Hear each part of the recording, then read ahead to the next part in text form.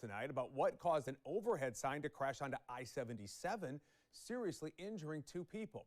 The North Carolina Department of Transportation tells us a drunk driver hit the structure shortly before it collapsed Friday night. WBTV's Michael Ward digging deeper into how the state manages those signs. He's live tonight near I-77. Boy, Michael, this was a scary situation. I tell you, and it could have been a lot worse. We're thankful those two people who were seriously hurt are alive in this.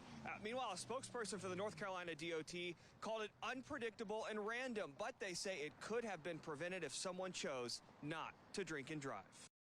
Okay, guys, welcome to the video. This is Justin Paul. So on I-77 in Charlotte, there was an overhead sign that fell and it crushed the vehicle, injuring two people.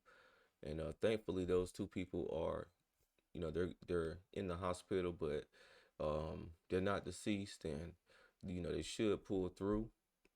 So thankfully for that. But they were saying the cause of this sign falling was a drunk driver who, chose to go out and drink, and they were impaired, and they wasn't able to, successfully make it to their destination, and they hit this overhead sign. And you definitely want to think about calling an Uber, calling a ride share when it comes to going out and drinking. You definitely don't want to get behind the wheel, because the consequences of those actions are you can hurt yourself, or in this situation you can hurt someone else.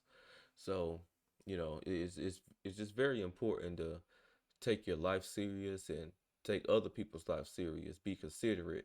So if you're going out to drink and you're going to get slammed, or you're going to go have fun or do whatever you do, just make sure and now that we have all these resources to get to and from, you want to utilize those resources.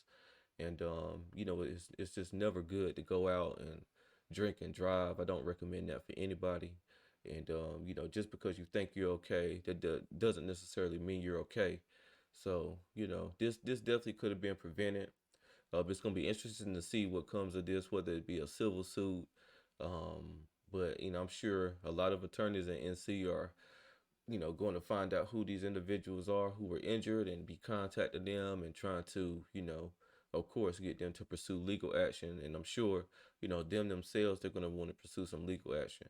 Now they say that the road signs are checked every 2 years and inspected, so the NCDOT is not trying to take responsibility at all for this incident.